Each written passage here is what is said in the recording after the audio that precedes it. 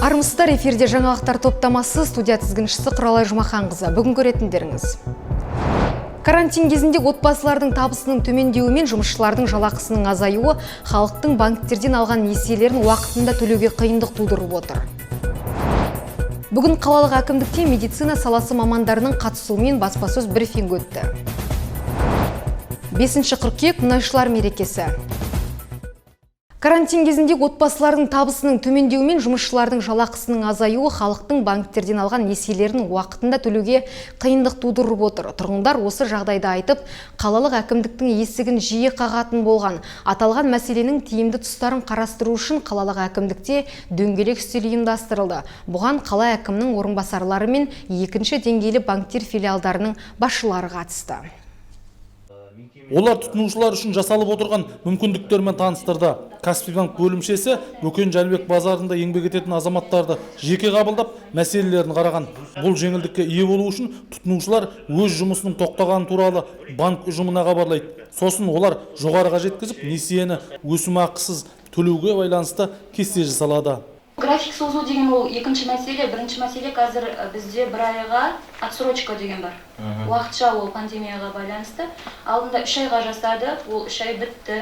Одан кейін тағы бізде барлық кісіге емес ол. Ол жеке каждый обращениеге қарай, каждый клиенттің келген обращениесіне қарай, жағдайына, справкасына қарай, тағы да бір айға уақытша кредит тоқтату бар.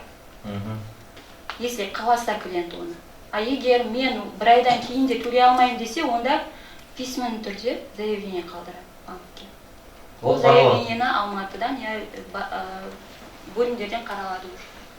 Ресей жинақ банкі наурыз айынан бері несиені жеңілдетуге байланысты тұтынушылардан өтініш қабылдаған. Жалпы 100-ден астам азаматтың арыздары қарастырылып, шешімін тапқан.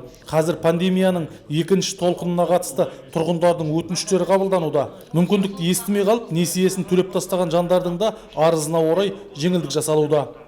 Көбінесе мына шағын орта бизнестердің бізде зардап шеккен нелер ғой, ресторан, сосын гостиничный бизнес бар, соларға көмек жасап жатыр. Ал мына торговляда енді мына продуктовый, олар енді өздері наоборот бизнестер жүріп, олар енді қаралмайды ғой так. Потому что оларды тоқтаған жоқ, олардың жұмысы жүріп жатыр. Көбінесе мына зардап шеккендерді қарап отыр. Қала әкімінің орынбасары Ғалым Байжанов банктердегі колл-центр қызметін жетілдіру туралы ұсыныс жасады. Тұтынушылардың, оның ішінде кәсіпкерлердің несиелері жөнінде ақпараттарды оңай алу үшін арнайы маман бекітіп, телефон қою керектігін айтты. Себебі 7979 9999 сияқты байланыс жүйесінен тиімді ақпарат ала алмайды. Сәбит Тұқпан, Қашқа Байтөреев, жаңалықтар. Бүгін қалалық әкімдікте профилактикалық екпелер мен скринингтік тексерулерден уақытылы өтудің маңыздылығы тақырыбында баспасөз брифингі өтті. Қаламыздағы денсаулық сақтау ұйымдары мамандарының қатысуымен өткен брифингте күз мезгіліндегі жедел респираторлық аурулардың алдын алу шаралары, атқарылатын жұмыстар сөз болды. Мемлекет басшысының денсаулық сақтау саласын күшейту қажеттігі жөніндегі тапсырмасына сәйкес Жаңаөзен қаласына қарасты елді мекендерде амбулаториялық орталықтардың жұмысын алдағы уақытта жандандыру көзделген. Сонымен қатар дәрігерлердің біліктілігін арттыруға да басым бағыт беріледі. Кадр тапшылығы, жалпы Қазақстанда кадр тапшылығы бар. Оның ішінде бізге аса қажетті мамандар, инфекционист дәрігерлері, пульмонолог дәрігерлері, реаниматолог дәрігерлері аса қажет. Кешегі пандемия кезінде осы біз инфекционист, пульмонолог деген дәрігерлердің аса қажеттілігін байқадық. Күнтізбе бойынша әр жастар нысаналы топтар алынған балалардың. Сол бойынша біз екпемен қамтуымыз керек. Екпе дегеніміз оның түрлері болады. Олар тірі екпелер, өлтірілген екпелер, химиялық екпелер болып бөлінеді.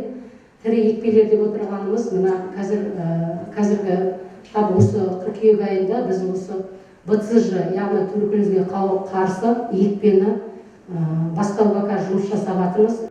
Баспасөз брифингінде екпенің маңыздылығы да айтылды. Пандемия кезінде карантин шаралары қатаң сақталып, күнтізбелік кестеге сай балаларға екпе салу азайған. Енді биылғы жылда енді халық білет, грипп вакцинасы сұралып жатыр. Грипп вакцинасы жылда қай уақытта сол ОРВИ жоғары болатын кезінде ғана салатынбыз. 1 октябрьден бастап биыл енді бұйрыққа сәйкес 15 сентябрьден бастап салғалы отырмыз. Медицина қызметкерлер тарапынан онкологиялық ауруларды ерте сатыда анықтау үшін дер кезінде скринингтен өту қажеттігі сөз болды. Белгілі бір жастағы тұрғындарды профилактикалық медициналық тексерулерден өткізу қажет. Ары қарай баспасөз брифингінде Жаңаөзен қаласы әкімдігінің ресми сайтынан тікелей эфирден тұрғындардан сауал жолданып жауап берілді. Қаламыздағы эпидемиялық ахуал жөнінде де ақпарат айтылды. Әсел Нұрланқызы, Баққали Зияддинов, жаңалықтар.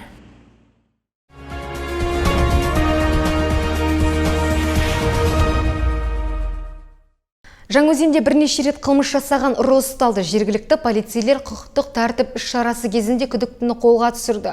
Ол супермаркеттен қымбат ішімдіктерді жасырын түрде жымқырып байқатпай, емін еркін шығып кете беретін болған. Ұрының қылмыстық әрекеті сауда нүктесіндегі бейне бақылау камерасына түсіп қалған.